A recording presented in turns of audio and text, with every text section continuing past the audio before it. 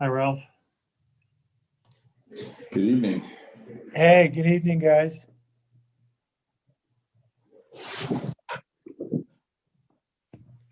Haven't seen you guys in a while. Actually, I don't think I've actually physically seen you in a really long time, but good to see you on camera anyway. Oh, Ryan, I see you have that pizza tree again. So are we going to be pulling any pizza out of it tonight? I don't think I have any pizza tonight. I'm afraid I'm going to disappoint you. That's funny. I We're had still something. a couple minutes early here. So I'm seeing, see Carol, Jerry, Ralph, Bob, Well, we think that's Bob. Holly. I can guarantee you it's Bob.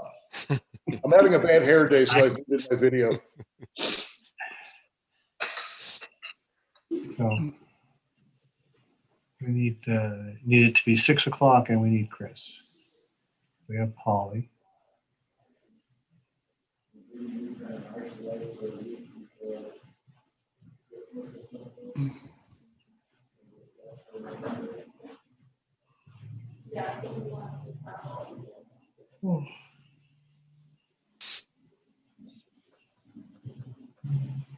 So the recording has started, guys, just so you know.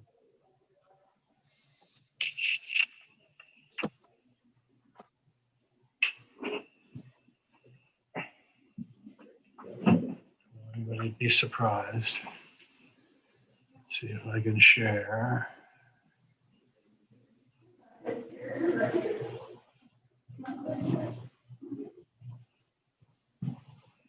Okay, are we seeing the agenda? Yes. Good. There's my list of attendees on Zoom. Also over here. Participants.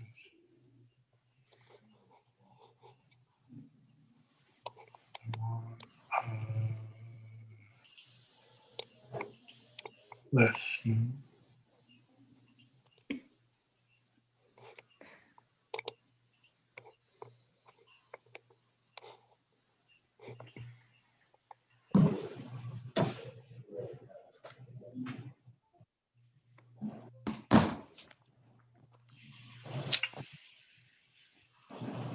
Hey, Thomas.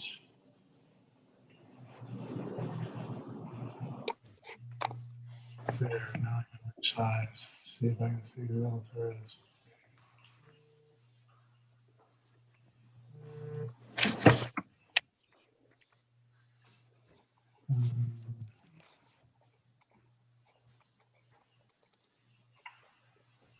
That's what's up for that list.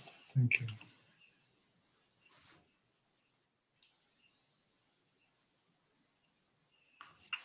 Well, it's 6 o'clock. I'm not seeing Chris.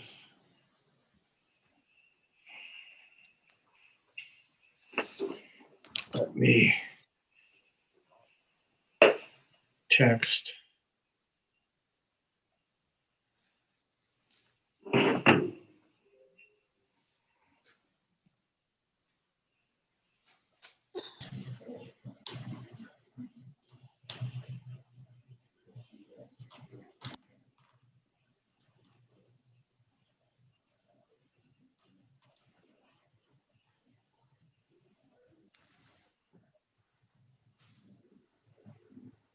There's Chris.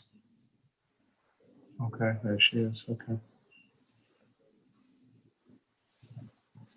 All right. Let's get started.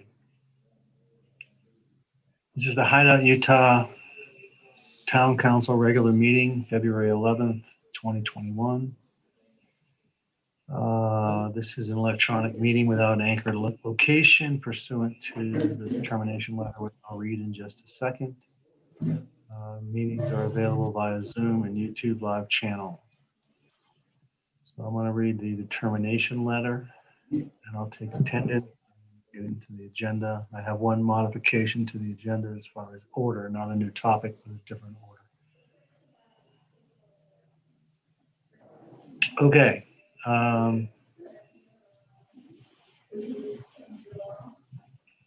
Determination regarding conducting the town of Hideout public meetings without an anchor location.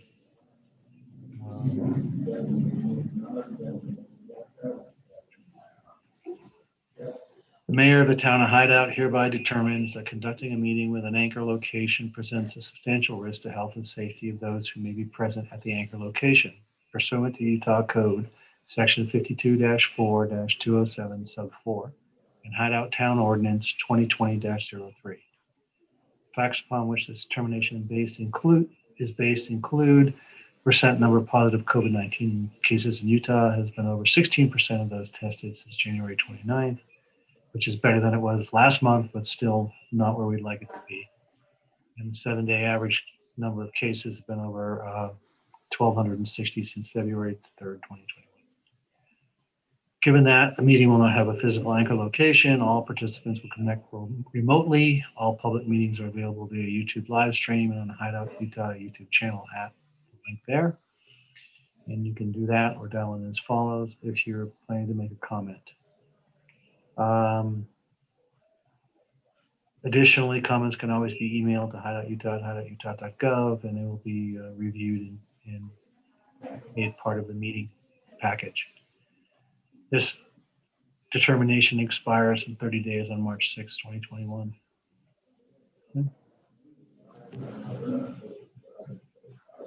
Okay.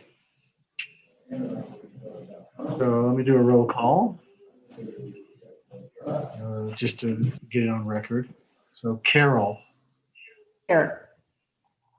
Thank you. Jerry. Here. Okay, so each of them gets a schedule once. Ralph. Here. Chris. Okay, someone Here. And Bob Nailberg. Here. Thank you. So we have a full council and a quorum. The agenda is shown on your screens. I'm modifying it slightly in that we're going to do items 1, 2, and 4 before we do item 3. Because the 2 and 4 are both involving Ryan, and Ryan needs to get off fairly quickly. So I don't want to put the financials in the middle. Okay, so number 1 is a MIDA update. We've got Heather Cruz with us tonight from MIDA. Hi, Heather. Hi, how is everybody tonight? Well, thank you. You've got quite a bit of content behind you on the screen there. It's That's me faking my library. a lot of reading to do. Yep. So I understand you want to share. Yes, if that is okay. Yeah. So I'm going to stop my share. Okay. And I think we've given you privileges. Let me see. Yes. So you can actually do a screen share. If you Okay. want. So Heather's with MIDA, and Heather's been working with Jan, who is not with us tonight. But at least not, maybe she's by phone, I don't know. But she's going to give us an update on what's been going on. So I'll turn it over to you, Heather. Thanks. Thank you. Thank you. I appreciate the opportunity to spend a little bit of time with you tonight and share with you what we have been working on in the MIDA MRF project area. So I am the area project manager for MIDA for this project here in Wasatch County. My colleague Ashley Burr is also on the phone. She joined us full time in January, and primarily she is working on transit and trails. So I wanted her to also be here in case there's any questions that you have for her. I can get onto my PowerPoint here and make sure we're okay. So first off, I just wanted to update on some of the projects that we are working on. The Jordanelle Parkway opened as of December 15th to the public and actually won an award. So that award to you there. So it's the Highway Utility Infrastructure Division projects for rural projects of 15 plus million. So that was a nice, I guess, congratulatory to all of the folks that have worked on that road over the last 2.5 years. So it was great recognition for Staker Parson and AWA, Jack Johnson, everybody involved. So, and I'm hoping that some of you have had the opportunity to take a drive on that road. It's rather scenic and lovely, and we're pretty proud to be able to say that we have finished that project. Next, I wanted to let you know that the UDOT portal project, while it is on hold for this winter for safety reasons, it is going to resume. It's projected for March 2021, weather permitting, of course, with an estimated completion of both the north and the south portals yet this year. We are coordinating with them as we will begin work on Frontage Road over on the west side.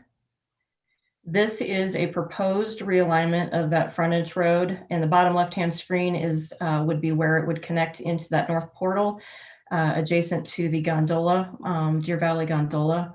And you can see the black is what is being proposed as realignment, and then you can see where the existing road currently is. Next up, in December, we did have an update to the project area. So we have what is known now as Project Area Part 5. There were 3 additional property owners that joined into the project area. I would like to note that they were already within the existing boundary area. They have just finally opted in. So they were Marina West, Sidewinder Enterprises 1, 2, and 3, and then Xtel had a piece that they brought in as well. And Heather, what color is the new addition? I'm sorry, the new addition is the pink, the reddish pink colors that you'll see. So Okay. that would be the Xtel. This would be the Marina West. And then these are the Sidewinder Enterprise pieces.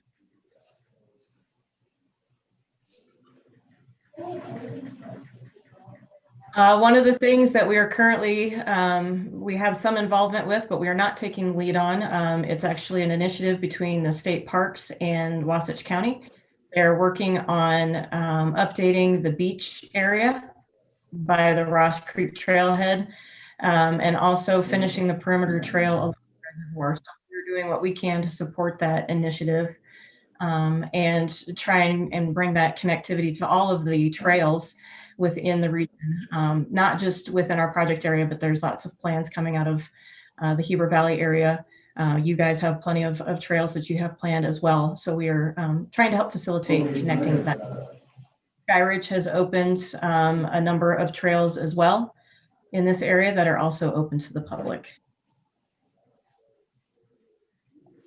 And then just some of the additional initiatives that we're working on are some of the military programming. So working with the FSS group from Hill Air Force Base. And also we have spoken with the National Ability Center.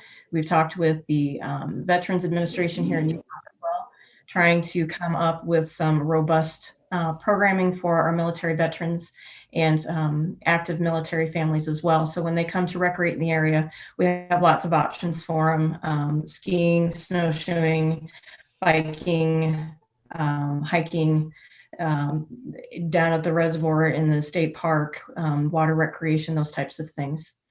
Another big initiative that we have going right now is looking to create transit solutions within our project area, and then work out regionally within the 2 counties and potentially even connections into the Salt Lake Airport. As far as transit is concerned, we want it to be something that is convenient for users and creates an efficiency within our area, and also is environmentally sustainable as well. And as I mentioned before, we're working on that regional trail connectivity with various groups in the area. So that is just a very brief, quick overview of some of the things. I don't know if any of you have any questions for us. Just so the council is aware, Jan sits with the MIDA group with relative frequency, gets updates on the progress there, and provides input from a Hideout perspective on the things we're trying to do in support of the kinds of things that Heather just talked about, including the trail connectivity and transit solutions. Hey Heather, this is Congrats. Chris Beyer. I do have a question for you. Can you go back to your illustration that had the beach on it? And Yes, share it. bouncing between three screens here, so There you bear go. with. And get down here.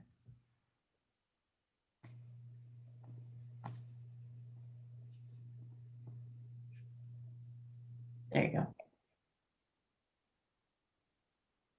go. Okay, great. Thank you. So who is funding that future day use beach area? And is it a So we is it a wish or is it an actual project? So it is a grant that is being applied for in the next couple of months.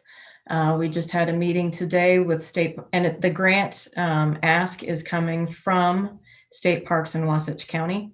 They have hired a new grant writer that is helping them do that. So we met today, talked through some of the logistics, anything that we could provide information-wise for them as well. But they are spearheading this, so it will be a grant.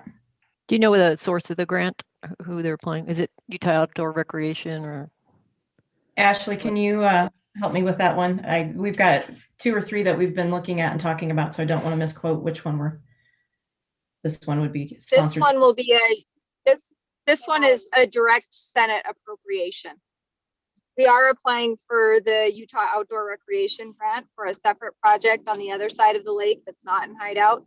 But we made a direct request through Senator Winterton to the Senate. Hey, Mom. Okay, thank you.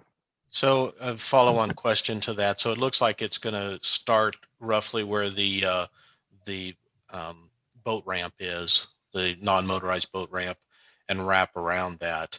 That boat ramp is out of water all but about 2-3 months of the year.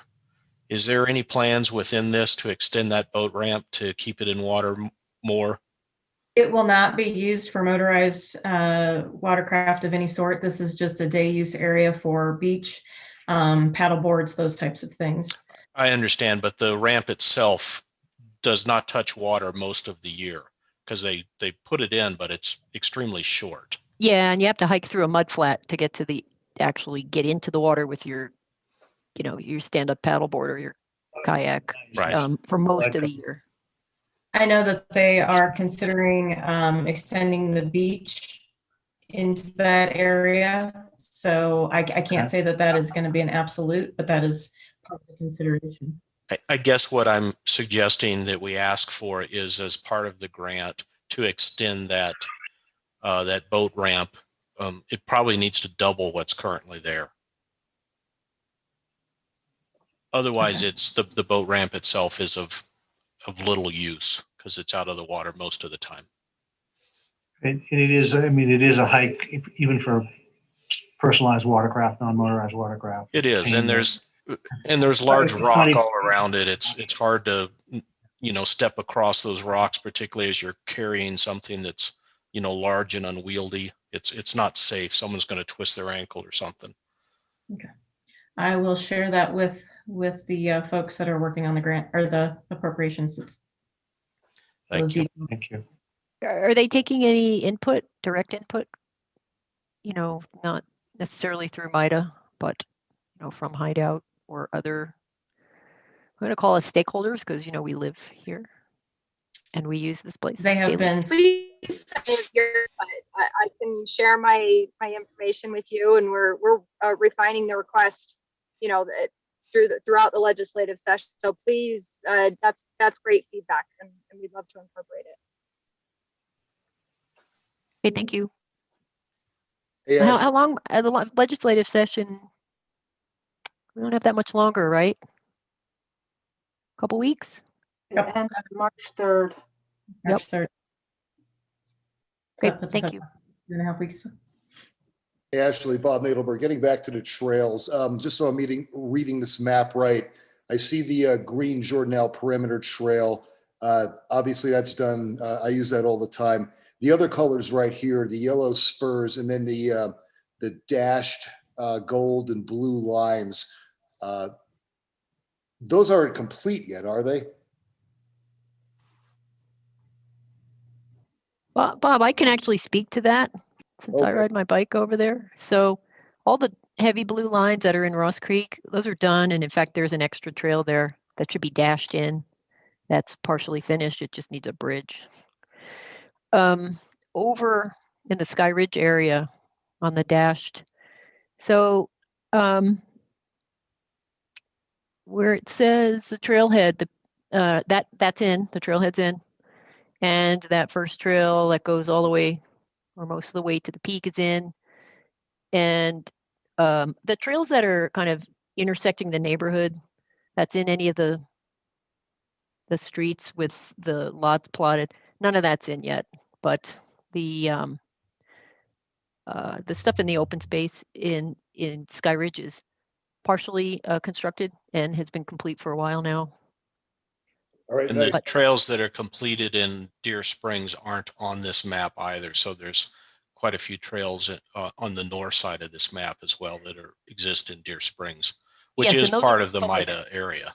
Yes, and those are public trails. Thank you. Yeah. We do have 2 trails there. There's one, well, I'm going to call it a climbing trail that parallels 248 and goes up to the Jordanelle Parkway. And then another flow trail that's supposed to be directional downhill that also goes from the Jordanelle Parkway into Deer Springs. It's not represented on the map. Yeah, and it's super. There's also one cutting at the Ross Creek Trailhead headed towards the Deer Springs subdivision. Right. Rich, do we have a timeline as to when all these trails are going to be completed, in case our constituents want to know? The ones within the subdivisions, those will go in once the subdivisions become built out. I also wanted to note that this gold dash line is actually representative of the paved trail along the parkway that is complete from end to end. And that is one of the things over by the fire station, the fire district. We are working to finish that connection back down into the reservoir as well. Thanks. Not represented on the map. No, it's cut off on this map. This map is actually more of a exhibit for the beach area. So one other question is, at the very top left corner of the map, there's a dashed blue lines that crosses over county lines from Wasatch over to Summit. I actually read about that, I think in the newspaper. Do you have any information on that portion of the trail? They, and again, Ashley, correct me if you've had later conversations, but this piece right here, the last that I spoke with Tyler with Skyridge, is something that will be taking place this year. They will be cutting that in. That's the county line though. Okay. Well, we can get more into detail. We're all excited about the trails here. That's on our general plan. You know, we've got so much feedback over the last 4 years. So Heather, what would be the mechanism for your team to get the hideout trails that are not that exist but are not represented on the map yet? How do we do that? If you can send that information to myself or to Ashley, we can have them imposed onto a map. And we would love to have that included. Will you take the lead on that, Thomas? Yes, I will. Thank you. Thank you. Yeah, Corey Iman from MAG is actually working on a MIDA project area trail map, a comprehensive map for all of the trail plans. So we'd love to get your trail plans. So we've got some trails that actually exist and future ones in the area of the town that's in the MIDA project. So we'll get those. Yeah, to you. we want all of it.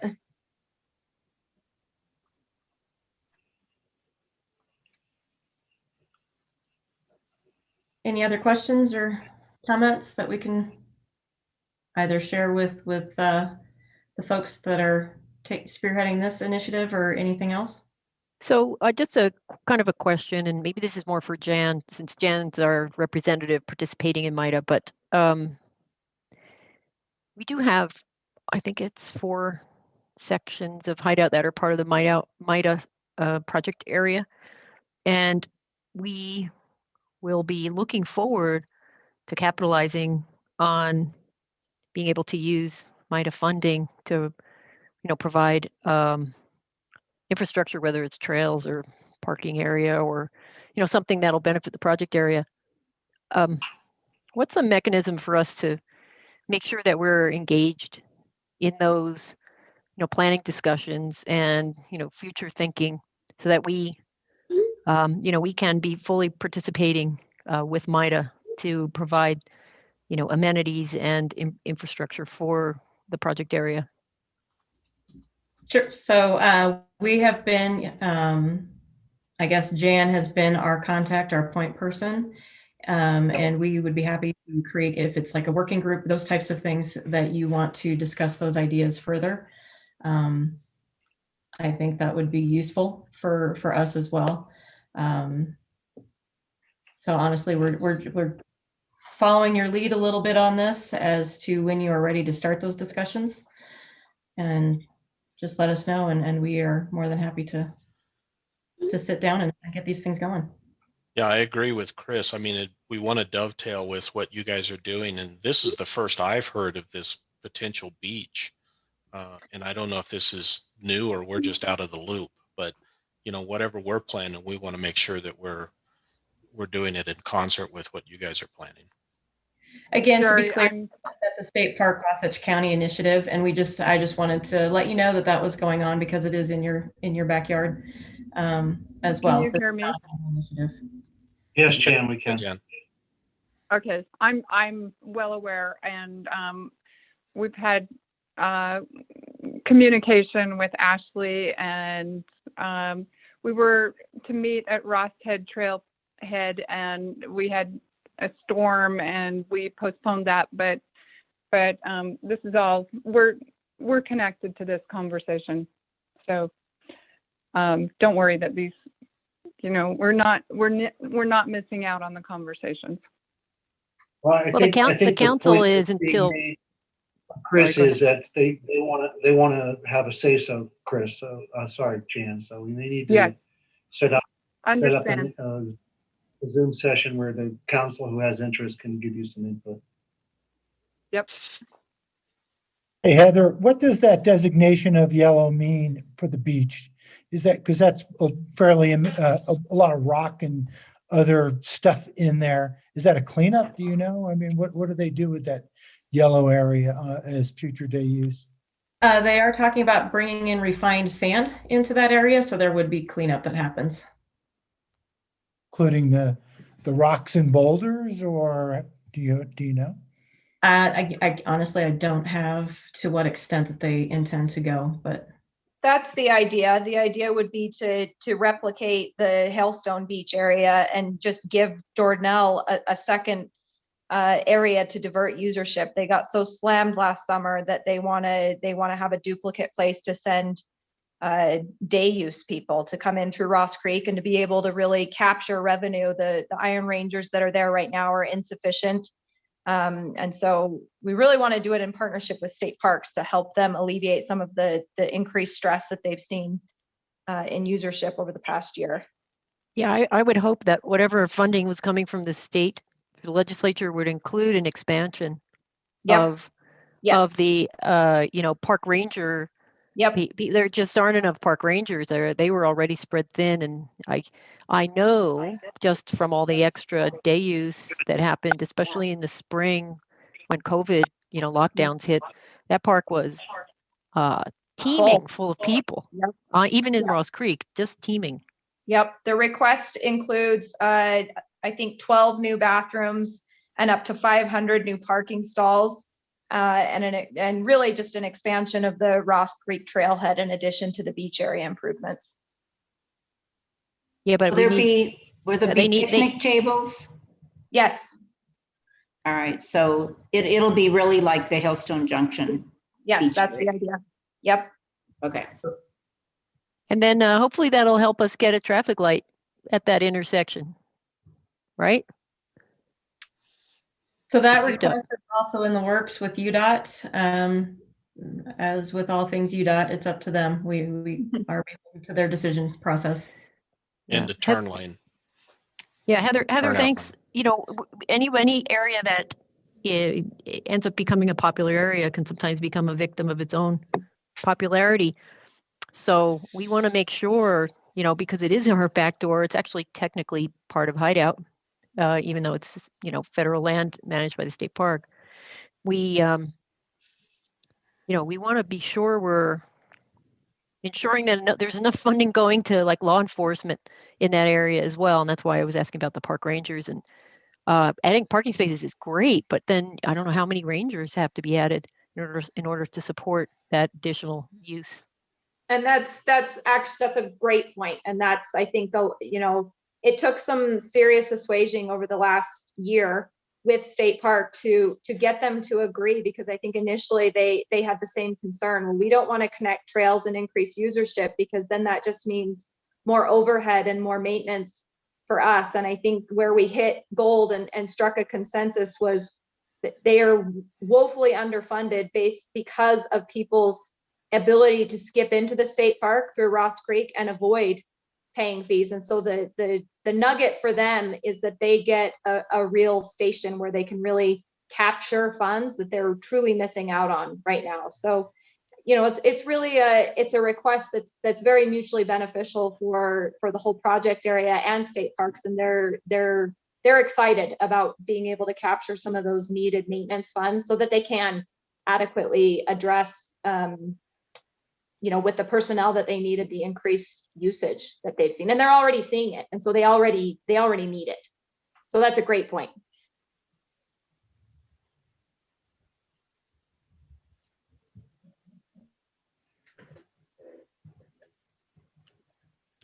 Heather, this is Thomas, the planner. Just a quick question for you, or maybe Ashley. Is Corey at MAG in charge of the MIDA GIS mapping? Is that what you were saying earlier? Corey Iman, yes, is putting together. We have given him most of the area developers' plans for maps, and he's overlaying them into. We have one right now that he's working off of and to update. Okay, thanks. I'll And reach out to send you his contact information if you'd like. That's great. And we'll trade our trail maps. And like I said, I think it would be helpful if we could kind of overlay the MIDA map so we understand what's in, what's out. Ashley, do you know, as we look at zoning various opportunities within MIDA, just out of curiosity, do you know if nightly rentals, do you know how that plays out with MIDA? Do we get I think you guys collect the money for transit room tax and then it's given to the municipality for services? Heather's better to answer that than I am. So are you talking like BRBs and Airbnb? Yeah. Airbnb? So that is a very hot topic right now. Let me put it that way. We're trying to figure out how that's going to work, because technically they are supposed to have a business license to be able to do those types of things. So we are looking into that to see how those fees, those rentals will work within our project area. I don't have a definitive answer for you right now, but that is something that we are looking into. So I'll give you updates as we figure that out. Nope, that helped. Thanks. So that's a great question, because we know in Deer Springs, nightly rentals are possible. Absolutely. And in the entire project area, we know that that's going to be something that's probably quite popular. Also at Claim then. Right. Okay. Yeah. Great questions. Any others or? Congratulations on a great road. Thank you. I'll pass it along to the guys that put all the sweat and tears in. Well-deserved award. And Heather, nice job, and Ashley, nice job with the transit work, the summit, the meeting that you held. That was quite good. It's an interesting conversation that we'll be having for a while, and yeah, thanks. Well done. Nice job. Thank you. Yeah, and thanks for that great paved bike trail like parallels. I know that was always in the Wasatch County Trails Master Plan, but that is a wonderful thing to have out there. You know, not just for Hideout, but for everybody who lives anywhere near there. That's going to be a very, very popular place to be this summer. From my understanding, it was already well used this fall even. So that's encouraging. That's great. So we know it was needed. Mm. Well, thank you again. I appreciate everyone for letting us join. Thanks for taking the time to be with us tonight. We really appreciate it. As you can tell, there's high energy. We may want to set up a more of a working session with those in council who have the energy. We'll work with Dan to get that happen so we don't take the entire council meeting on that Sounds one. great. We welcome it. All right, thank you. Thank you. Thanks.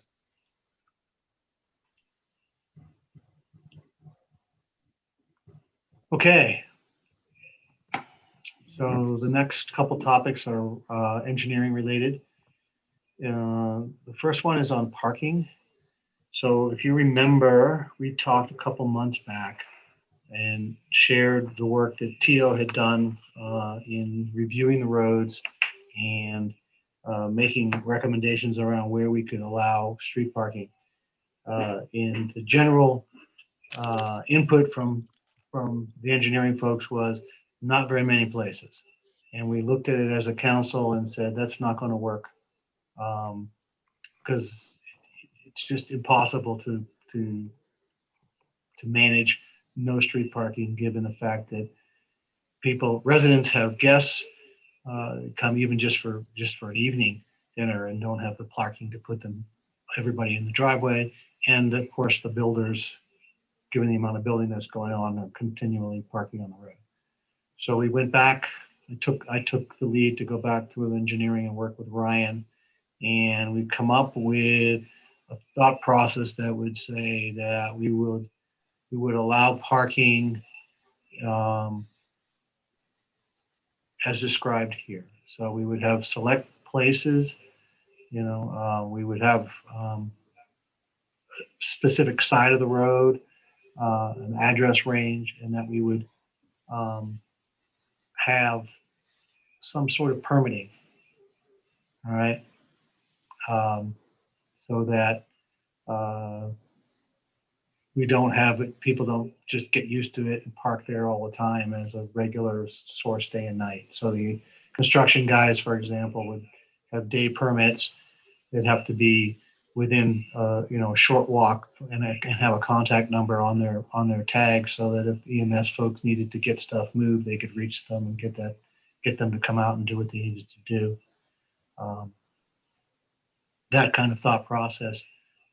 We would still have no parking during active snow days to allow the plows to do their job.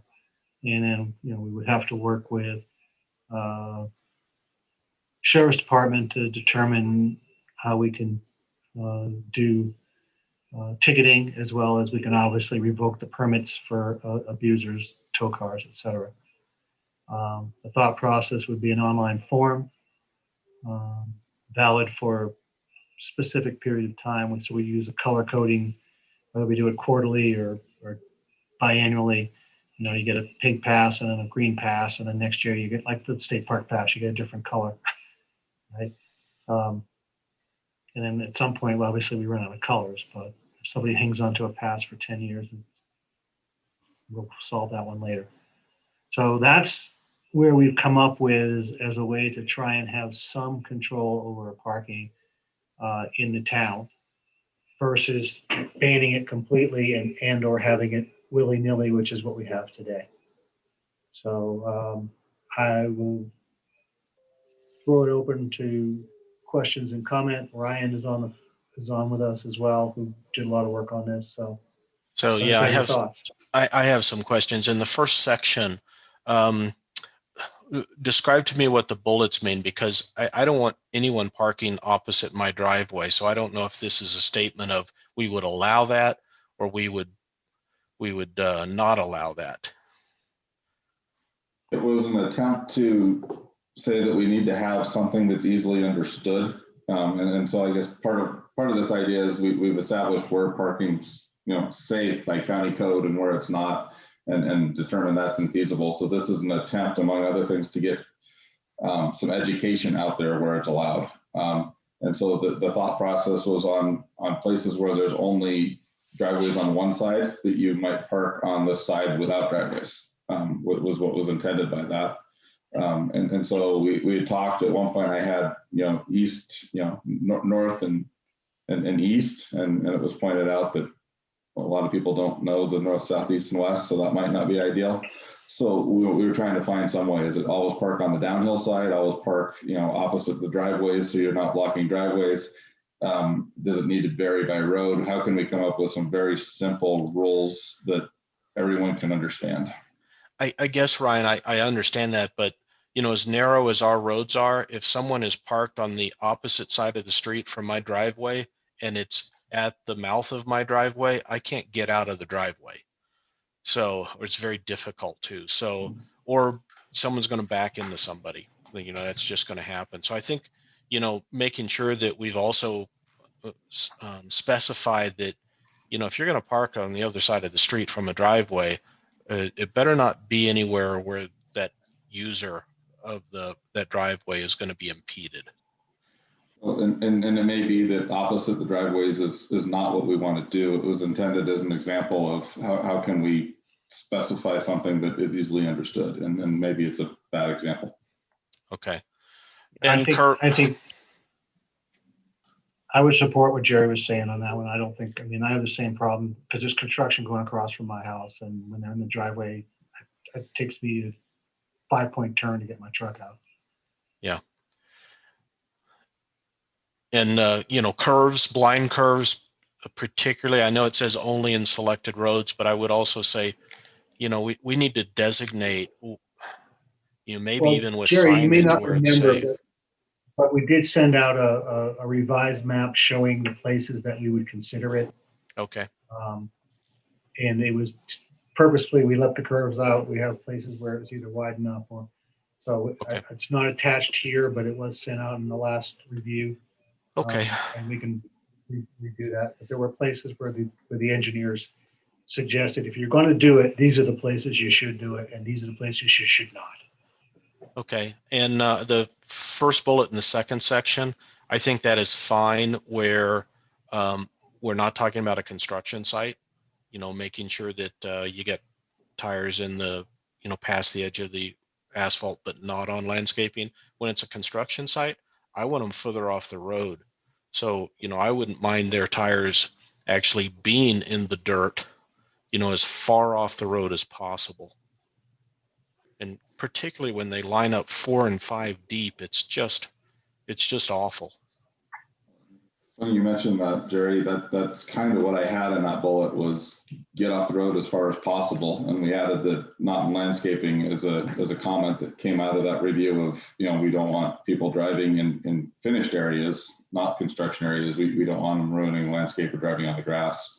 But Yeah. the intent was, as I drive down the construction sites and other places, people are parking on these narrow roads and their tires are still 2 or 3 feet from the curb. They're effectively in the middle of the road. And so one of the conditions and part of that education was these roads are too narrow, at a minimum, get all the way off the road. And if I agree with you, if there's no landscaping, park in the dirt. Yeah. And what about, cars and trucks is one thing, but trailers and, flatbeds and other sorts of things is something else, because those tend to be wider. And I really don't want those parking in the street. If you got to bring in a dump trailer, a trash trailer, or you're making a delivery, that's not a permit that I want them parking there long term. That's get her done or get it off the road if you're going to leave it there. I would agree. I think deliveries probably fall into a different category than, dumpsters and trailers that are left overnight. And I think we handled part of that with the working hours, so that you wouldn't be able to leave things overnight. And I guess if we allowed this, then by default we would maybe not allow those other things and be able to regulate them better. But I agree. Right now there have been times where our construction sites have been, dangerous in terms of inability to get through. Yeah, I think we have in our code, guys, we don't allow like heavy equipment to stay parked on the street. They got to get it onto the job site overnight. They can't just We leave don't it out. allow it, but it happens. It used to happen on my Oh, I know. street constantly. Not fortunately this year, nobody's building anything right now, so it's so peaceful. But you know, then that actually leads to the question of enforcement. Where we're talking about communication and trying to do something relatively simple so people can understand the rules. I think we're going to probably have to put up a bunch of signs. I don't know how we're going to fund that, but We're talking about potentially painting the curb where it's allowable. For example, you have a green section on the curb or something like that where it would be allowed, as well as signage. I think we're going to have to do that. like parking only between then- sides, no signs, and then on the other side of the street, a sign that says no parking on this side or something, which is what typically other cities do. We would ideally, what I'm hoping to get the sheriff to allow us to do is to issue citations. Well, enforcement is Without- everything, right? We can make all the rules we want, but if we can't get people to follow them, that's where the enforcement comes in. And Right, well, part of it, as far as permits, you know, we can pull their permits. We don't need the police for that. So that's enforcement number one for the guys that are daytime type people. But if we've got residents who are abusing, then you know we can also call a tow truck. But the ticketing is a controlled process, so we need to get the county. from police my to work with us on that. observation, it's not the residents that are causing the problems here. It's the construction crews. And I know that's it's a short-term hurt because eventually we're going to be built out. But, I'm a little reticent to, somebody's having a party and they don't have enough driveway space amongst their neighbors to have to go pay for a permit to have people park along the street. I'm not sure I want to impose that on the. I'm not sure we would charge them, Jerry. I'm not sure we would charge a resident for a permit. I think we just want to be aware that there's something going on in case of emergency. Yeah, no, I want to commend you guys. I mean, this is a great, it's very different from what we saw last time. And I want to commend you for trying to work on it and do something that's, viable and something that's both a balance of, safety that we need to keep the roads clear for emergency vehicles, but also, realizing our reality. So I actually think it's a great start, really good start. Yeah, I thought this was a really good framework as well, Chris. But I read it as a framework, not necessarily, it kind of like it was like it was an overlay to our map. And the two thoughts I had as I was reading this kind of framework was it kind of mixes together, Ryan. So same thing, really good job, well thought, at a high level. But do we want to, split up? And there's an intermixing here a little bit. Do we want to split up the construction side of this from the residential compliance or allowance, so to speak? So what are residents allowed to do? What should they do versus contractors? And I think there's a difference in that. And so that would help our folks who do live here understand what they have to do. Now there might be some overlap, but if we could split that out a little bit or some way, even in 2 columns here as to responsibilities for the contractors, because that's 90% of the battle, like I think Jerry was just saying here. So is that possible in your thought process? Because they're kind of like mixed together, great framework, but maybe we can split these out a little bit.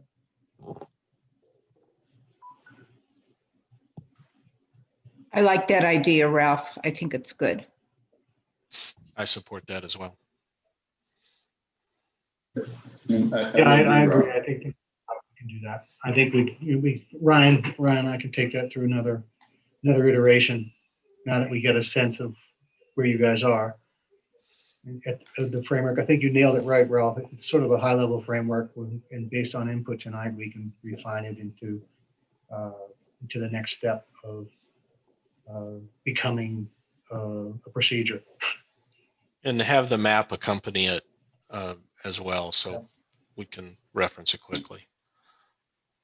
And if we need some extra revenue, this is just really a joke. There's a TV show sometimes on at my house called Parking Wars. So we do a reality show about enforcement. I think I'm the only one who thinks that's funny. So, okay, I apologize. I haven't seen the show. It's totally worth it. It's on early in the morning. I prefer to wait till I'm no longer the mayor. So the next administration can take that on for a revenue source. That's okay. Okay, well, thank you, Ryan, on that one, and thank you guys for your input. We appreciate the things to think about, and we'll take it through the loop one more time and come back. So I'm going to jump next to an update on Shoreline. And we don't, I know I got a document today that I haven't had a chance to review that came fairly late. So I don't have it in the package tonight. But Ryan, if you want to jump to a Shoreline update, I know you've done some work on soils. And Dylan, or you put a letter out today, I know that, and then an update on where we are regarding the inspections. Okay. Yeah, let me share my screen if that's all right. Maybe. Yep. I have to stop sharing so you can. Okay.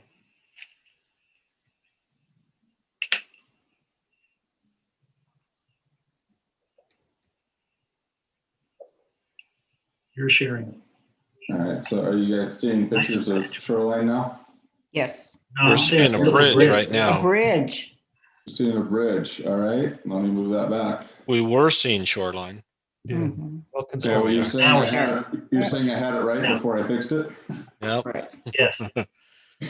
All right, back to Shoreline. So we have been working with the owners of some of the owners of Shoreline Phase 1, as Chris can attest, on a number of issues and concerns. We did hear back from the developer.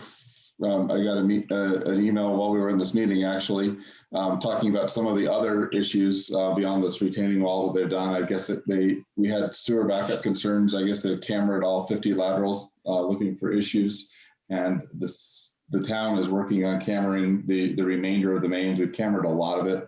We're getting cleaning and cammering of the remainder of the mains to verify that there's nothing wrong with the town side of it. And they've cambered the laterals to see what's going on the non-town side of it. There was a fence that was put up, not saying it's everything, but there was an effort to put a fence up. And so we are getting a response from them at this point. I'm not going to say that it's the best response or that it's everything we wanted, but it is a step in the right direction, which I think is positive. Specifically, one of the major town issues or concerns has been the cut slopes, and these just on my screen here is some of the bigger images of the bigger walls. Although I think everyone's familiar that they're basically, they've been called cliffs or a number of other things. They're basically bedrock cut slopes, and so they're cut at about 1-to-1 or 3/4 to 1, which is a very steep slope in bedrock. And there's been a lot of discussion on whether or not they're stable. And I think a large part of the arguments or disagreements with the developer are come from in part on the term stability. So when a geotech says, is that slope stable? They think it's not stable and that all the homes on the top of Shoreline Phase 1 are going to suddenly slide off into the reservoir and not be there tomorrow. And I don't think that's what we mean by stable. The developer has submitted a report back in December of last year that went through and talks about the global stability issues and whether or not the homes are stable. And I think everyone is in agreement that the slope is globally stable. So we're not expecting a major landslide or event where 30 feet of material is just going to disappear. And I actually agree, and our geotech agrees with the statement as well, that seasonally there may also be some raveling that occurs particularly during freeze-thaw periods and during heavy precipitation. Where the disagreement is occurring is really in the terminology, that we all agree that there has been and will continue to be this raveling. The developer's report discusses that that's acceptable and was always planned. And it is our position that that is a safety hazard and is something that needs to be resolved. So as we get from this big picture of is it globally stable, are homes at risk, I think we've narrowed it successfully down to just the discussion of we're talking about the rocks that slide off the hillside and into the road. This is a clip from our geotechnical review engineer that read the developer's report in December and responded in January. And he goes into a lot of detail about the deposition and the type of stone, the type of bedrock. It's a very interesting read. I'll leave it to the geologist to talk more about that. What it comes down to is our geologist agrees that bedrock slopes that are that steep will continue to ravel. And it talks about how, this weathering process and that it is a maintenance concern, as well as, in this case, it's a safety concern. In a lot of locations, UDOT or Wasatch County has allowed these cut slopes, maybe not quite this large, but in very similar scenarios, but they put them back 6 or 10 feet off of the roadway. And so when the rocks fall, they fall into a ditch, they collect there and they get hauled out every 5 to 10 years or 6 months, depending on the situation. Harley Summit has a lot of that at the bottom. You'll see them every spring cleaning up some rocks that have fallen, but they don't fall into the road for the most part. They fall into this safety zone. One of the issues we have here, is that there really isn't a safety zone. There's the road, there's the sidewalk, and then the hill starts right away. And so here, and then on this picture here, we have the slope and we have the road, and there really isn't that zone for accumulation. And so what happens is rocks ravel off this hill and then they roll out onto the road or out onto the sidewalk, which obviously creates some safety issues and some concerns. And if you're driving your car by when the rock is rolling, obviously some bigger concerns. Just having rocks on the road is also a concern. Most of them are small. I will agree with that. Some of them are not. I've personally been out there and moved a few rocks out of the way, and there have been a few that I was able to slide and drag. I was not able to pick up and move.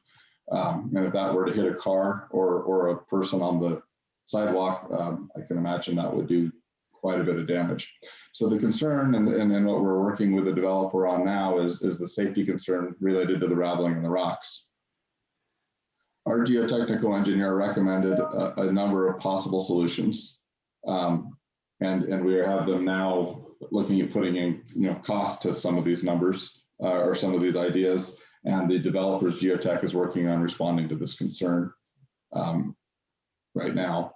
So one thought was to put a ditch alongside the road, which is what we've seen UDOT and Wasatch counties and others do, where the rocks fall largely into the ditch and then get cleaned up in the spring. That would mean that somebody, the HOA, the developer, or the town would need to do that work in the spring as it filled up, but it would keep the majority of rocks off the road. There's other barriers that could be constructed that would do kind of the same thing. It would create a safety zone and allow rocks to be built up, either a short retaining wall, K-rail, that type of thing. We could also look at trying to reduce the raveling at the source rather than catching it at the bottom. So an erosion control rather than a sediment control. And some ideas that I talked with Thomas. I know he particularly loves netting over the top of a rock wall.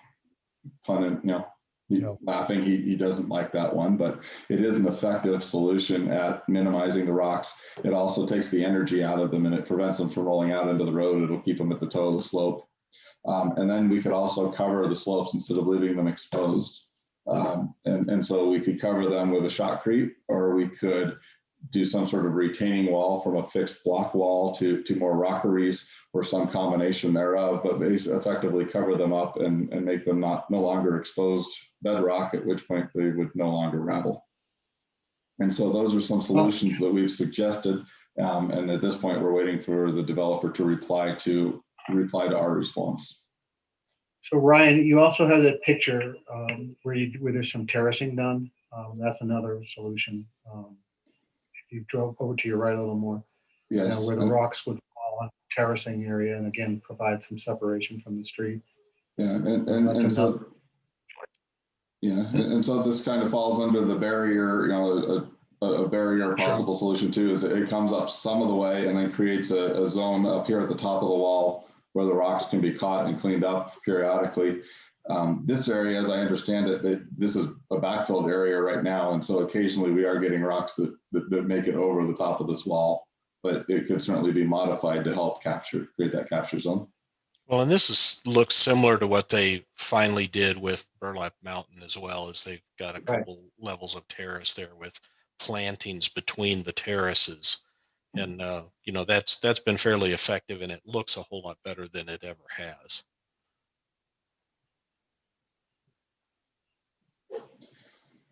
So at this point, I guess sorry, go ahead. Yeah, so basically, we're making some progress up here with these guys.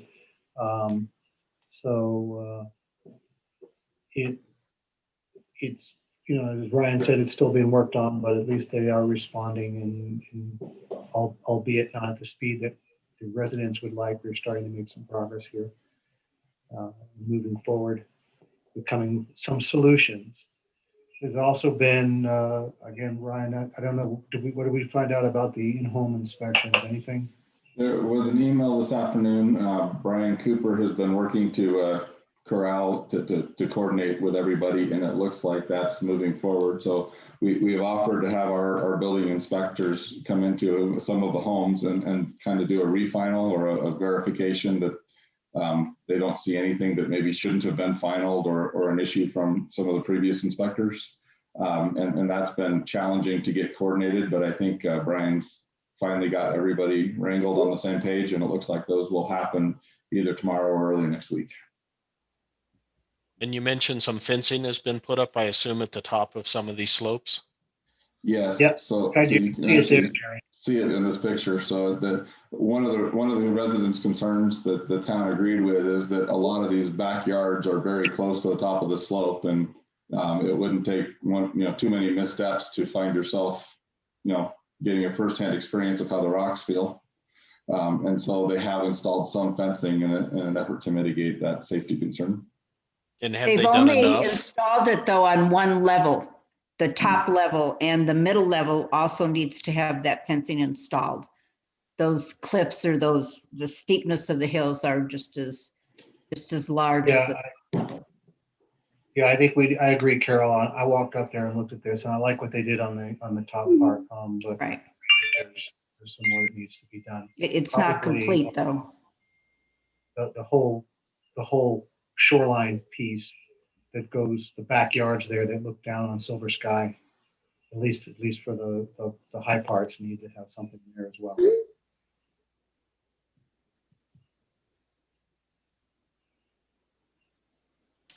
Okay. Hey, Ryan, this is Ralph. I was reading your report, and I saw the two references and everything. You started out with the geotechnical. So in my experience, there are, and I've worked with a couple of companies that have some really good solutions. I don't see them kind of being proposed here. These are just kind of standard. Have you looked at any alternative technical solutions that could come to bear on these slopes, particularly where you've got a situation like the picture on the right or the picture on the left, where you're going to have continuous raveling, maybe with large stones? There are some solutions out there. Yeah, I mean, shotcrete or gunite, Ralph. I mean, but that's a real significant investment, and it's going to be hard to force something like that versus the idea of digging a ditch or a catch fence of some sort. Yeah, Ralph, I remember when they presented to the Planning Commission, and that gridded planting system was a very attractive option. Again, I have no idea what the cost of that would be or if that would play into this, but Ryan, I think your report did mention some coverage options. Maybe shotcrete wasn't the the only option for covering it, but there could be some others that are entertained.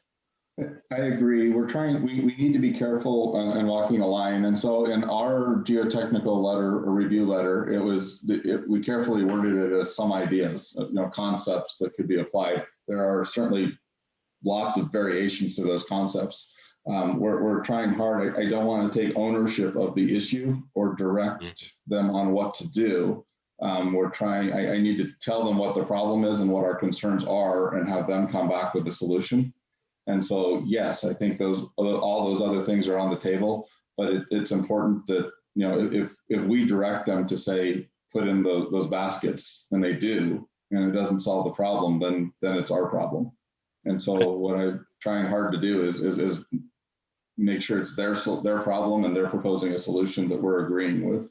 That's a good call. I remember Mike Stewart telling me, well, the town told us to put burlap over it, and we did that. So, and if it's not working, then, we did what you told us to do. So I think that's a good call to. Yeah, I do too. I'm just thinking that part of this comes down to how much are they willing to pony up? And, kind of what's their threshold of pain on that. And if this was a business, that would be a starting place rather than an ending place. So I know we can't necessarily ask them, what are you willing to spend? But to some extent, that's what we're really asking, because that will be our upper limits of what they're going to be able to provide or willing to provide based upon, what they can invest at this point. So I don't know how you get that out of GCD, but maybe that's something that you have in your back of your head as to what the cost factors are of each of the, ideas that you've come up with. What's high, what's low, So I have asked our geotech to take some of these ideas and provide a, cost range, not asking for, down to the nearest penny or an engineer's estimate, but some cost ranges so that we can start that discussion. Are we talking about $100,000 or $1 million? Because ultimately, you're right, this is going to be, the finances of this are going to be significant. Yeah. Okay. That was my point. And the ongoing maintenance cost should be factored into that as well. So if they choose a system that's going to cause the town maintenance costs, that's something we need to be aware of versus something that has no maintenance issues. Absolutely. And as I was reading this as well, Ryan, what keeps hitting me each time when I see this or hear this from our neighbors or myself or whatever is, when are we going to get our handle? How can we get our hands, how can we get a handle on this issue in town? Is it a set of better zoning or planning or whatever? We tried to do our best, but when are we going to really wrap our hands around this as future growth and future sloping? So your thoughts to that would be useful, and a dialogue, I think, around that would be useful for the future of our town. Ralph, I can jump in here real quickly. With the new zoning ordinance, those walls, those heights wouldn't be allowed. And so we have a tiered system required for retaining walls. We have a maximum rise run ratio. And so you wouldn't see those types of walls. Yeah, I remember being involved with that. So that's a good call, Thomas. So I don't, so what I walked out of our rezoning was I wasn't 100% comfortable on whether we have, whether we're covered for the future. And Ryan, I don't know if you guys took a look at some of those changes that we made or current codes, and what would be useful again would be kind of another set of eyes on what we wrote and what we proposed, so to speak. So given the problems we're having. We were very involved in that code rewrite, and I was going to say the same thing Thomas did, is that our new code, I think, will do a lot of good in dealing with situations like this in the future. In addition, we've upped our inspections and our plan review. And I think most of the developers, if not all of them, that have submitted plans to both the previous group and to us will tell you that we're being a lot more picky about the level of detail and the things we need in the plans, to where we can spot these things in design and find them unacceptable and deal with them before it's constructed, which is better for everybody. And then also, if things change in the field, we've got a policy and a form, a way that we can talk about it in the field. What happened before is the plans were not very clear. And I think it led to a lot of interpretations in the field that made it very hard to do inspections and enforcement. And I really think between the new code and the requiring of more detailed plans that we can stop a lot of things like this in the future. And when I say stop, I mean we'll get in design and we'll have the hard discussion in design as opposed to now where we're having the hard discussion after it's built. Yeah, and my guess is, again, we inherited a lot of this stuff is knowing the previous engineer. There wasn't a lot of thought into the geotechnical, almost nothing that I could find in the previous. So at least we've got a good mindset on that to the future. So, okay, thanks. Okay, well, thank you, Ryan. I know you got to go to another meeting, so appreciate you being here, and we'll let you off the hook. Thanks, Ryan. That's a good report. And thanks, everybody. Thank you, Ryan. Thank you.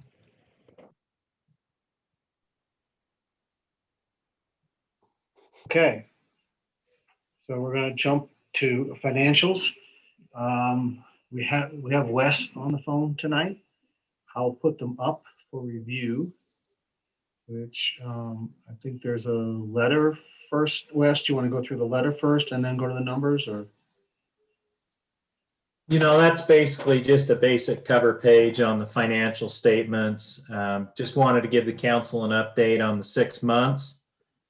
And just have a quarterly update. I think you guys see in a spreadsheet now. Yes. Yeah.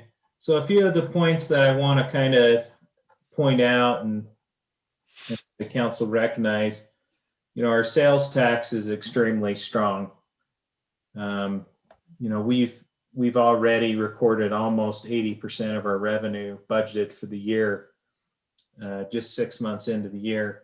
The other area that's really strong is our building permits. We've exceeded budget, and we're probably going to double or more than double our budget for the year. So, building permits continues to remain strong. Our planning and zoning fee, that's an area I've been just having brief discussion with Jan. I don't know if we're not initiating our collection of our planning fees in advance of developments being brought to council, but that's an area that we need to consider, before we bring items to council. Are we making sure we collect those grants? And that's kind of the general fund, the high points in the general fund. You'll notice the Class C road fund allotment has $0 there. It's because I've segregated the fund and moved Class C road funds to its own fund so we can start to account for cash in a balance sheet and Class C specific projects as we develop the budget, start to code those into that fund. So Wes, just so help me understand this, the percentage column, we're roughly 50% through the fiscal year. You're expecting those percentages to be around 50%, and anything higher than that's ahead of schedule, anything lower than that is behind schedule? Yeah, and some of the fees are seasonal. Our property tax would be seasonal, but you look at our municipal energy tax, 3140, it's there in the top section. Mm-hmm. We're right at 52%.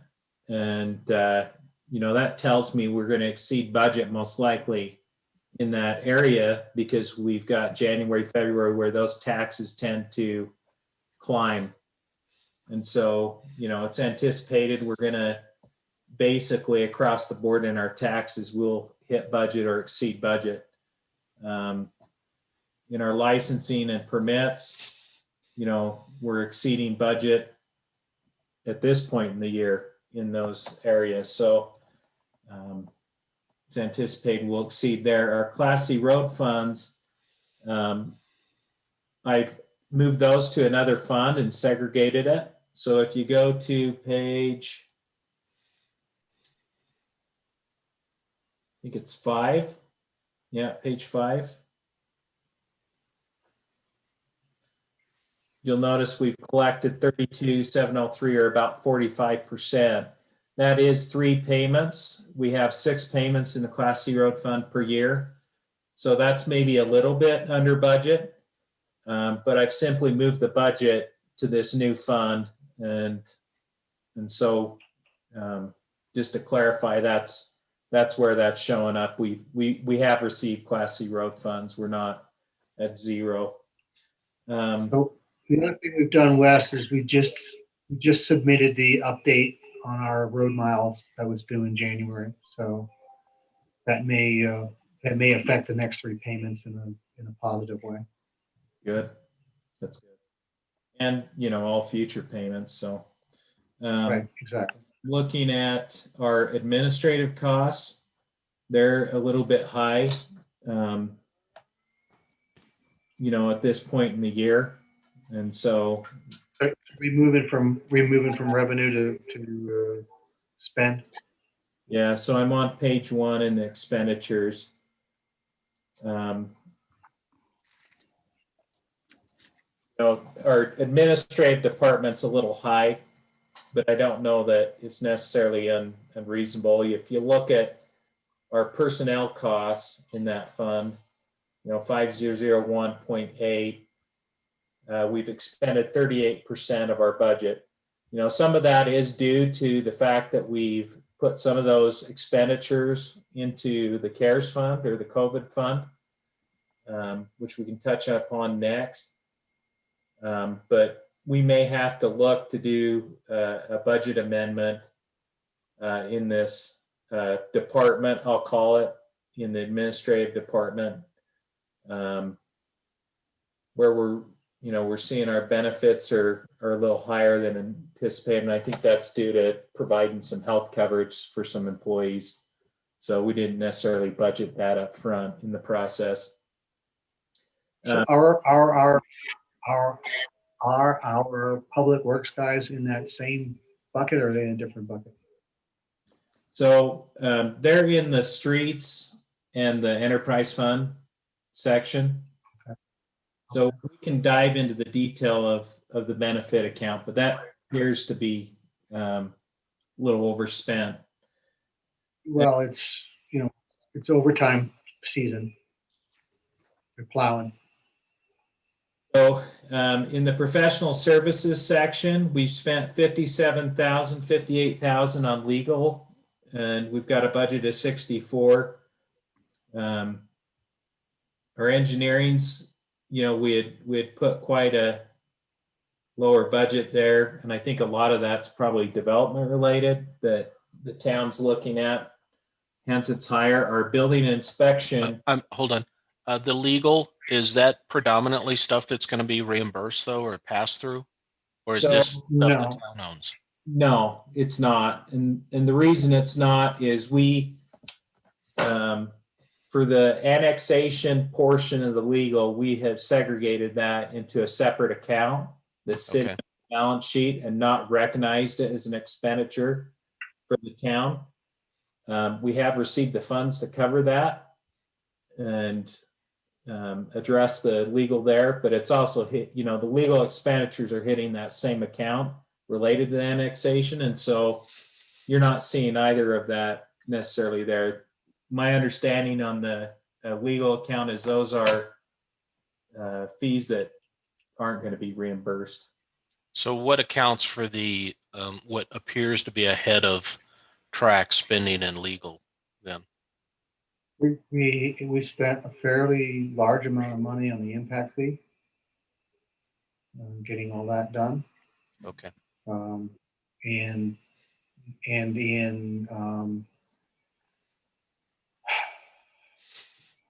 mediation and those kinds of things. And none of that's reimbursable from the impact fees? Nope. We agreed that each side paid its own. Okay. So overall, though, I look at many of these. That's not a continuing. Sorry, Wes. So that's project related, Jerry, and that project took place in the first half of the year. I would expect those to reduce because we're not spending, well, at least for that, we are, as we talked in the prior meeting, we're still pursuing remuneration for overdue bills from folks. And that may result in additional legal charges if we have to go to court on those.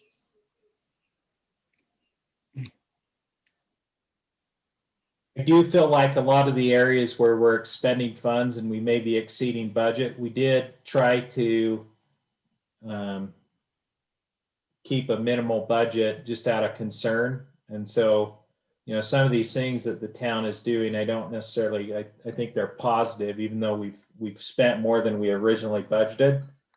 You know, we need to probably come back to the council and request an amendment to address some of them. You know, and building inspection, we've expended 78% of our building inspection fees. And, you know, yeah, I see that as a significant positive based on the fact that we've got, you know, 382,000 in revenue and we're well beyond our budgeted revenue in that section. I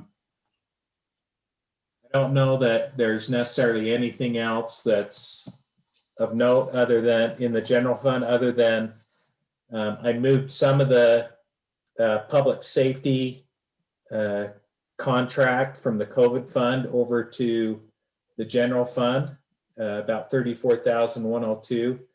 Our COVID fund was fully expended. So we put all the expenditures we could in there. And that bill was fully posted there, even though we didn't necessarily have the funds to cover it in the COVID fund. And so we're pulling it out of this budget. That's, you know, and again, the COVID fund, those funds have been fully expended. And so they're no longer, you know, there's no restriction there on the cash that we received. And so I think that's a good thing. The streets fund, we've expended about 24%. Again, we're allocating quite a bit of their time into the enterprise fund now. We changed a little bit of the percentages there. And I'll just review some of those benefit accounts just to ensure we're posting those correctly. So we did pay a significant chunk of the road repair bill. I guess it got paid after December. So it'll show up in the third quarter accounting because we paid like $80,000 in the road service work we did in August.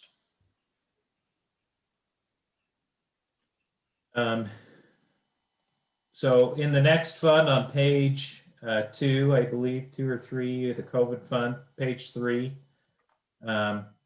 you'll notice we've received essentially 85,000 in grant revenue.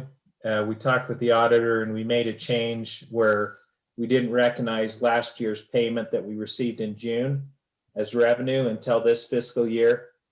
And so it pushed one additional payment of 26,157 into this fiscal year.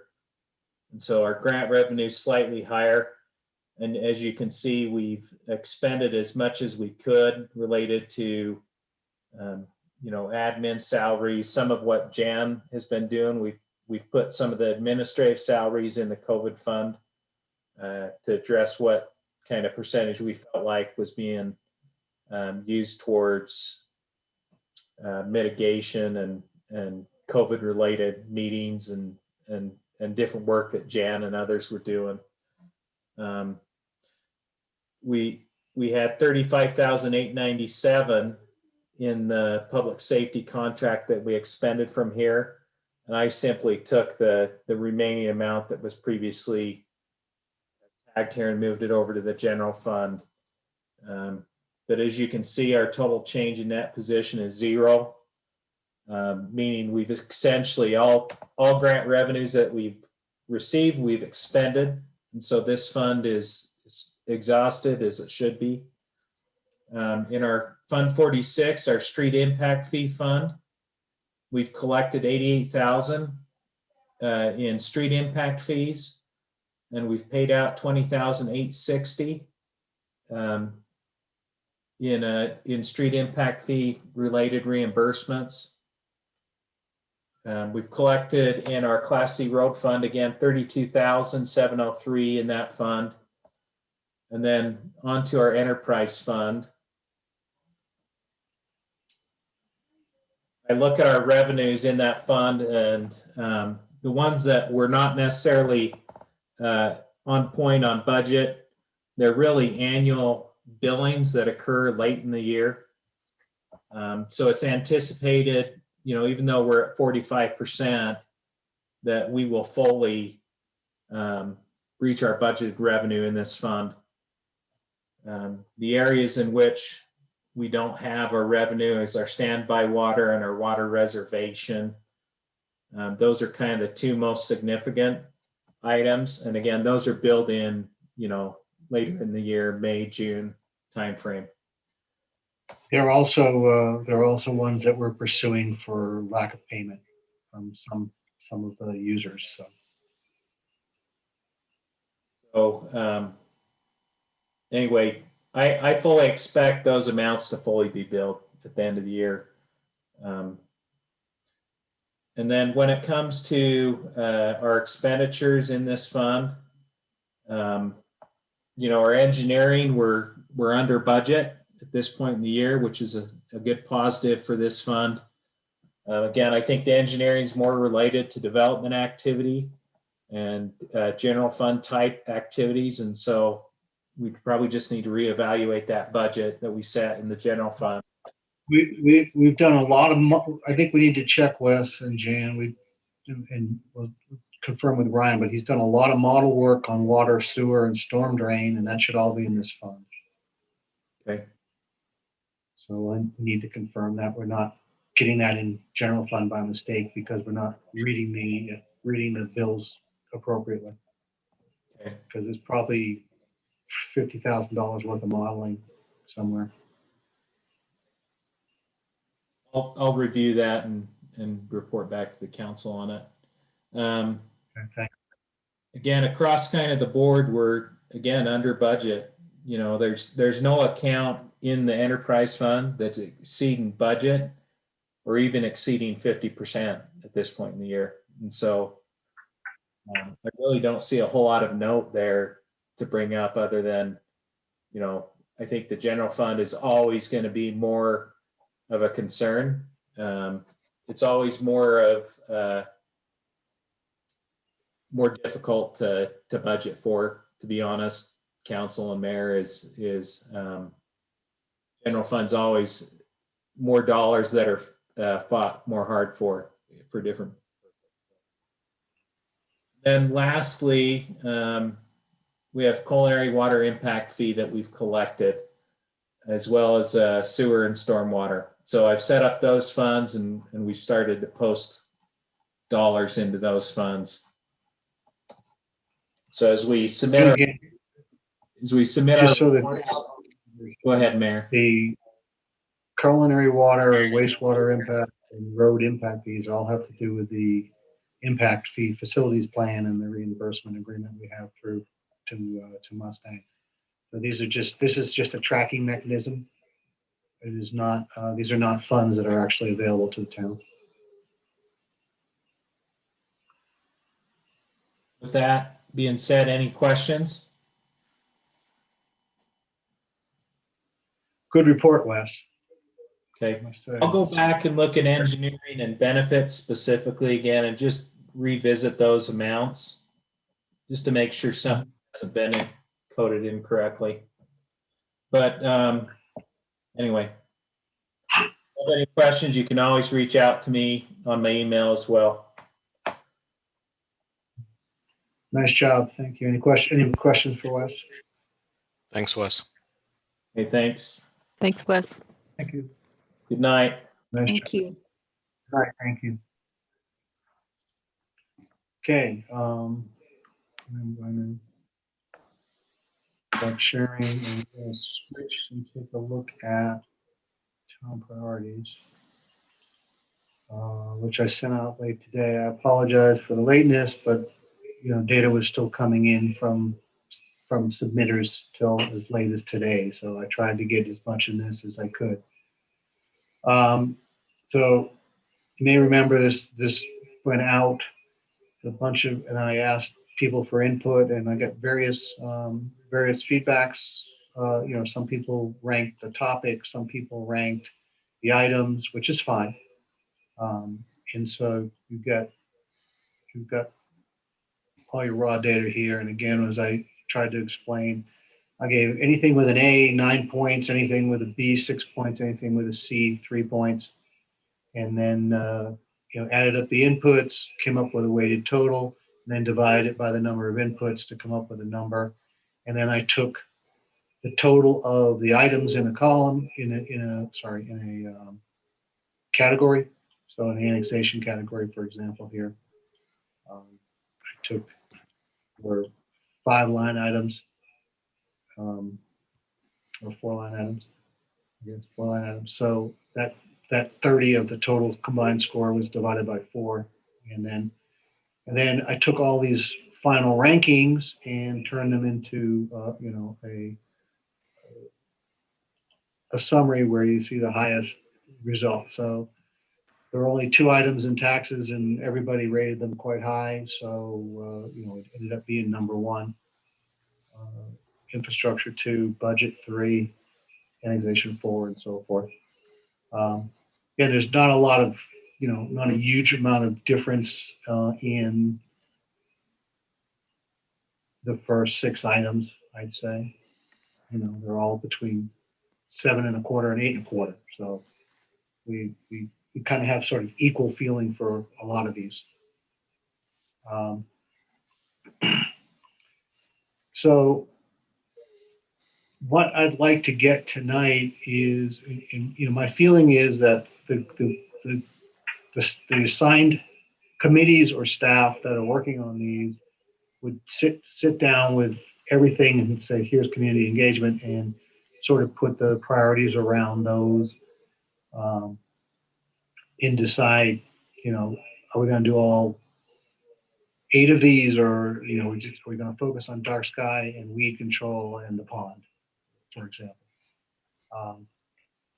So that to me is sort of the next step that I would ask that the subgroups working on these things would kind of take the data, recognizing where they are, and come back with some sort of perspective around, okay, we see all that stuff, we can't do all that stuff, it's already February, and there's only 10 months left, and the 4 things we're going to try and get done are these, and then we'll come back. If we get them done quickly, then we can go revisit the list and pull some other stuff out.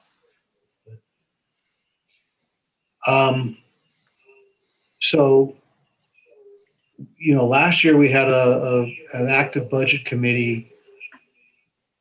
So you see the listings and who were, so Carol, I think I have this right. Carol, you volunteered to go on the infrastructure committee. Yes. Last year we had a budget committee. It was Kurt and Vitas were both on that. And neither of those guys are with us right now. So I really would like to have someone from, I participated and I will participate, but I'd love to have someone from council to work with us on that. And we have some community folks as well to be on that committee as well. In fact,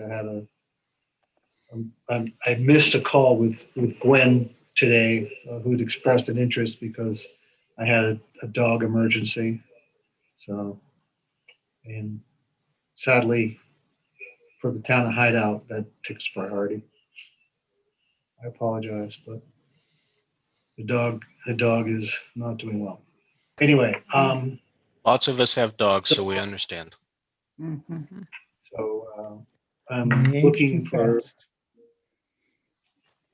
Do you require council participation in the budget, or having Gwen volunteer from the community, is that sufficient? I would like to have someone from the council on the budget committee, yeah, especially because it might provide some continuity post December of this year. But so, and the other thing is I would like to have, I would like to see each council member involved in something besides the monthly meeting. So Phil, I sent you an email this afternoon. I assume And you took, you've received that. yeah, I don't remember what you said. Did you take community Yeah. enhancement, Jerry? Yes.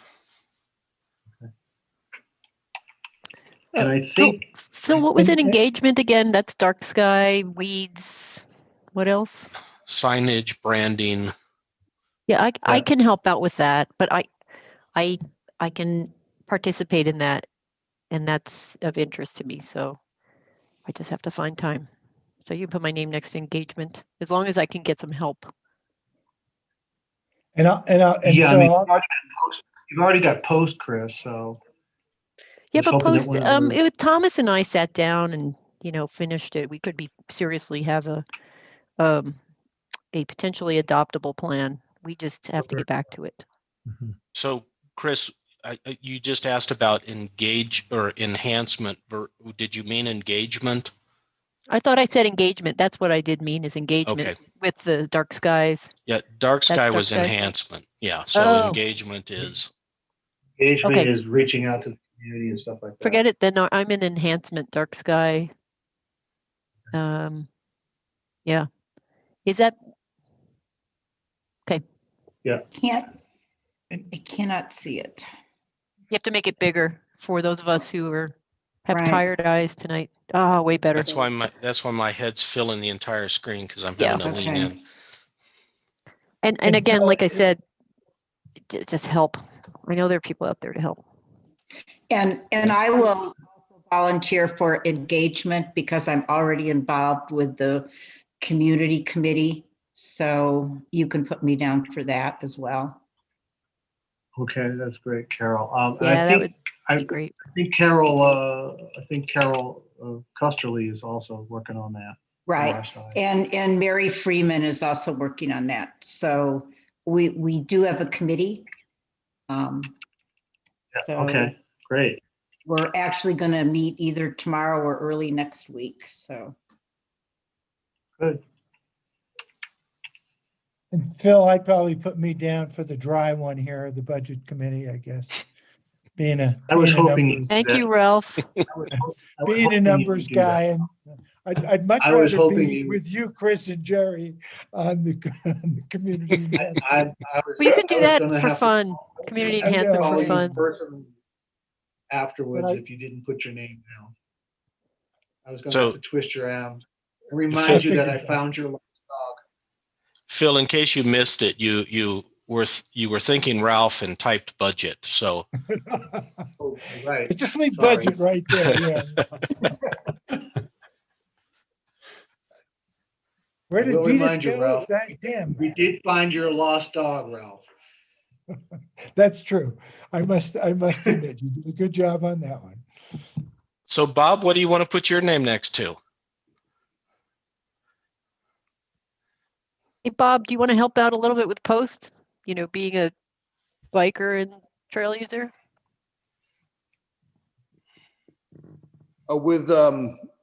Yeah, I'm not sure I'm going to have time to do that. Yeah, I'd be interested, but I'll have to think about it. Okay. I'll keep the pressure And- on you, Bob. Well, I mean, you're a secondary to anyone in these categories. So, if you want to get meeting invites and show up when you can, that's kind of, we can't have more than 3 council in any of these or it's Right, exactly. a public meeting, but Can't have more than 2. right. And Phil, you can also put me down here. I would love to have a couple of these, more friendly ones where you meet and greet people, but you can put me behind planning, maybe to help, back up Thomas, just from my regional planning. Because after being on 3 planning boards, I've done a little bit of that. And leading the planning committee as well. Yeah. So, anything to do with regional planning, you can put me down for. And Thomas, is that falling under you? That's perfect. Yeah, that works well. And Mayor, if you want to assign community enhancement to me, I'm fine with that unless you have another staff person you want to put that with. Well, we can On the left we'll side. take you on that. That'd be great. Thank you, Thomas. All right. Isn't that pretty? I'm very happy. So the target is for each of these groups to start getting together and amongst the list of things. So in the public safety space, what are the ones we're going to try and drive first? And, Mayor, for public safety, the emergency alert system replacement, that specific project, I could maybe help with that. Not everything under public safety, but just if you need a secondary participation. well, we're getting out from behind on some admin stuff that the staff has been working on, and looking at who can provide a solution. Polly's helping us to go after the prior solution for lack of service, and we're looking for some new answers. So. Okay, so that's really all I wanted to do with that tonight. I don't want to start digging into that. We'll be here for quite a while. And I thank you all for that. That's great.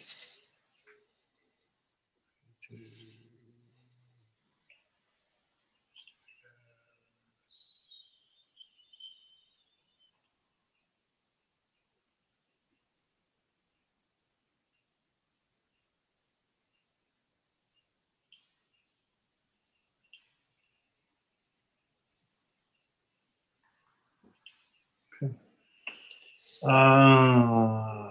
Let's stop the share here and go back to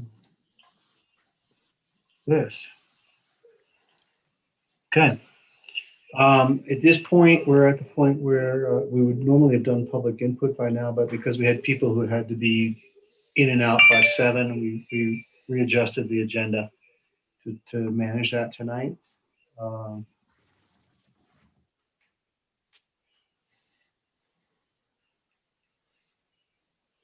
So it's now time for public input.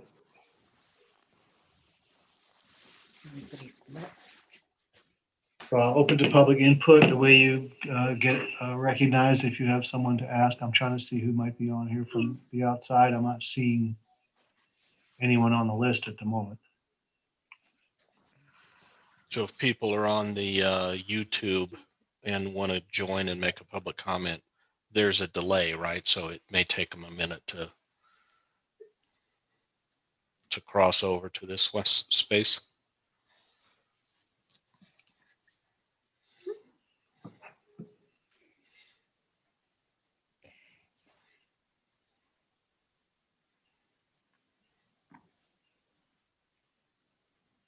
So we'll watch on that, but we'll keep moving. If someone comes up, we can, because we have to go through some minutes. So let's jump to that. I'll leave public input open for at least while we look at the first set of minutes, and then we can come back if we don't see anyone close public input. Is that acceptable, Polly? Is that a legit way to kind of get away with that? Or? Yeah, absolutely. Okay. All right. So first of all, thanks again to Alicia for all the work she's doing in getting a very busy string of minutes that took place in the July, August, September, October range to the point where we're almost caught up. So super job there. Let's take a look at the September 8th minutes.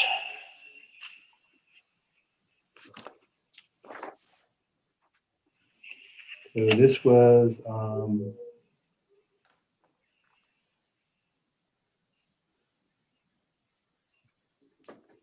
the public input. I guess this let's see, this was when we were doing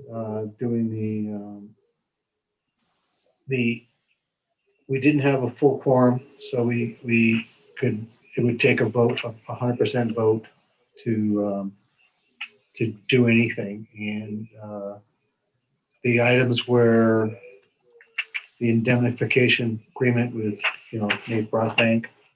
Mayor, Yeah. can I stipulate that I've reviewed all of the minutes, and again, the September 10th minutes are on here because of a recollection that I had at our last meeting that, as it turns out, I was incorrect. So I have reviewed the tapes, as has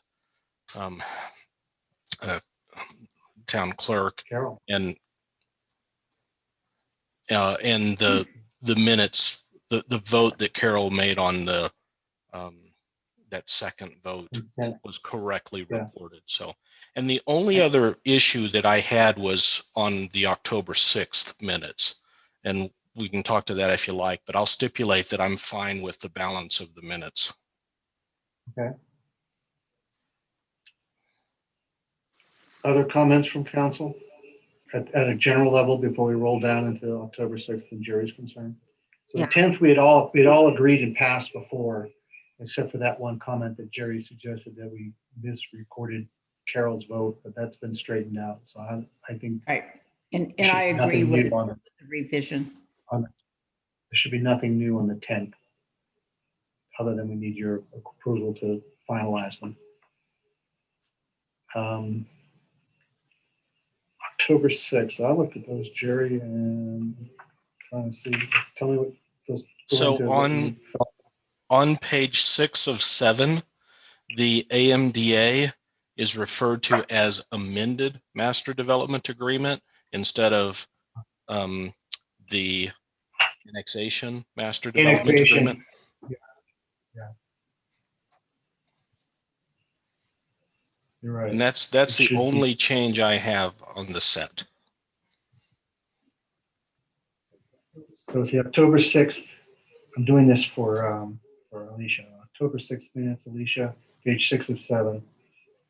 Jerry, do you have the line number offhand? I do, line 4. Line 4, thank you. Got it. AMDA is Master Development Agreement. Amazing. Good pickup, Jerry. Thank you. Mhm.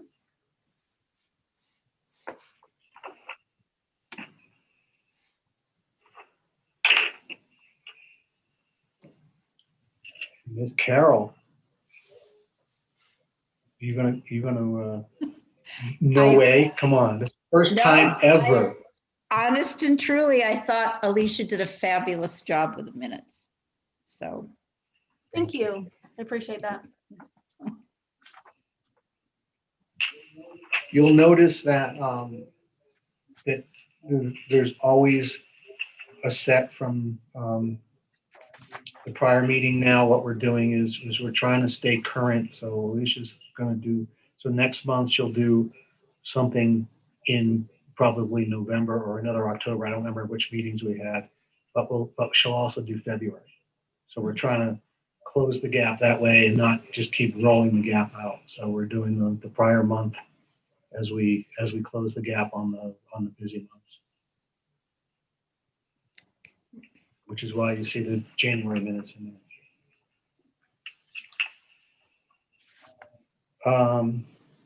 Any comments on any of these, or are we ready to take a vote on that? I just want to comment again, great job, Alicia. So I didn't have anything. Jerry did find the one. Right, and I wrong missed word, but yeah, I guess my eyes glanced right over that.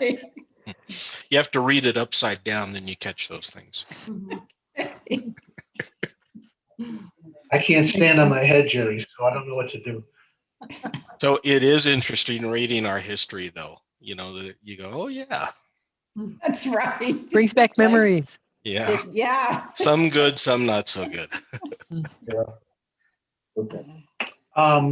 Mayor, Okay. are you asking for comments on any one of the 4 or? Yes, Ralph, I am. Yeah, so I did have, it wasn't a comment about the wording. It was on the meeting that I qualified for voting on, so to speak, was the January 14th. In section 3 on page 3, there were 3 things that I noted that Polly, and since she's here, could comment on. The check that was ready for the outstanding water fees, another meeting scheduled with Mustang's legal counsel to review other outstanding dues and fees, and then in the paragraph following that, Polly believed by continuing to meet with them, they could work through the issues and get them resolved.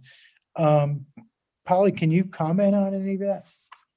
Ralph, let's save that versus, I'm trying to get the minutes clear, then we can get her to give us an update on that discussion. Perfect. That would be great. Thanks. I'm trying to, so you have nothing with the language, you just want to know how we're doing. Nothing with the language, just with the content or context. Yeah, all right.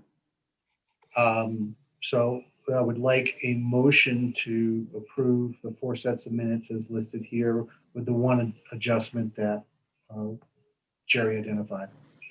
So moved. Thank you. I'll second.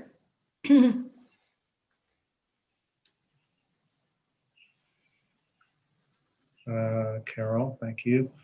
All right, Chris, Yes. Ralph, Yes.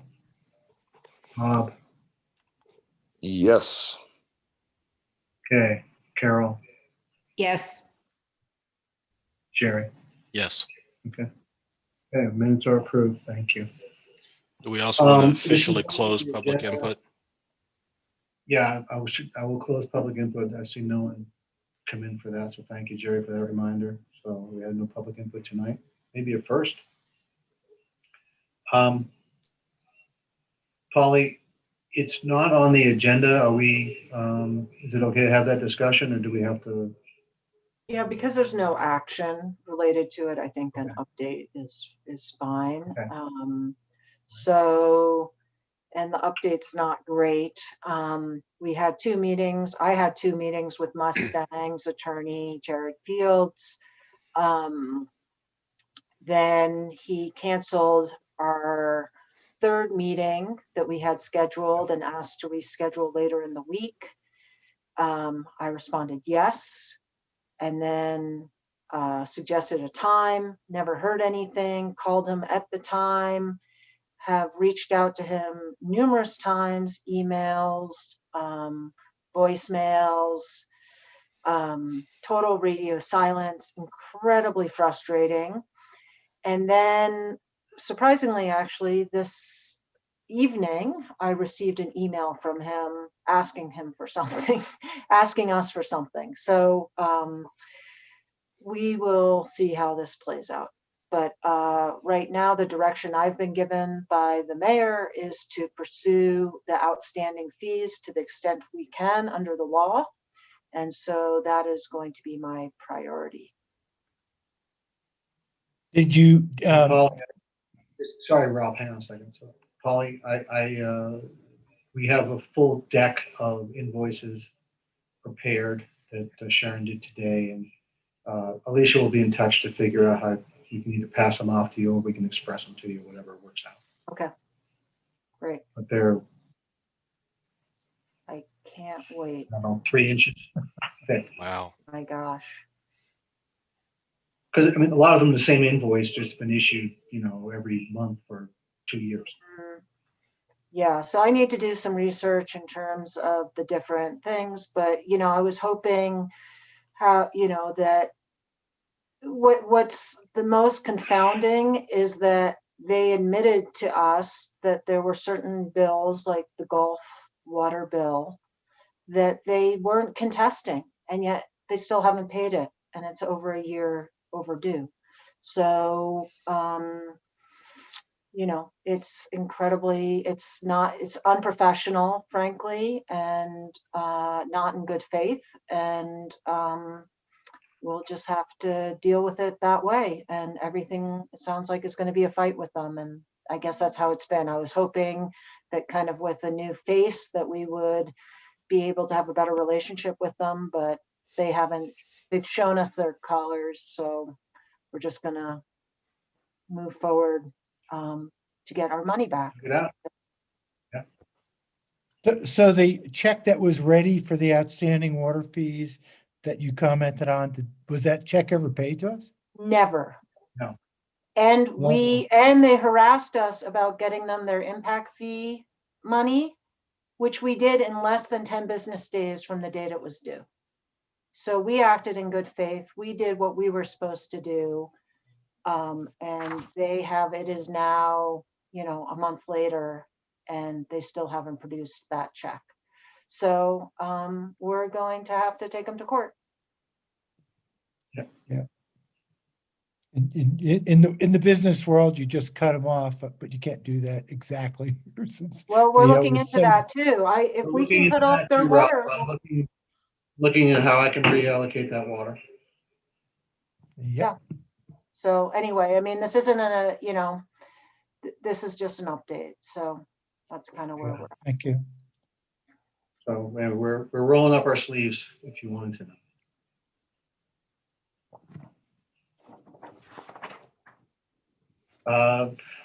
But nothing is easy, as you also know.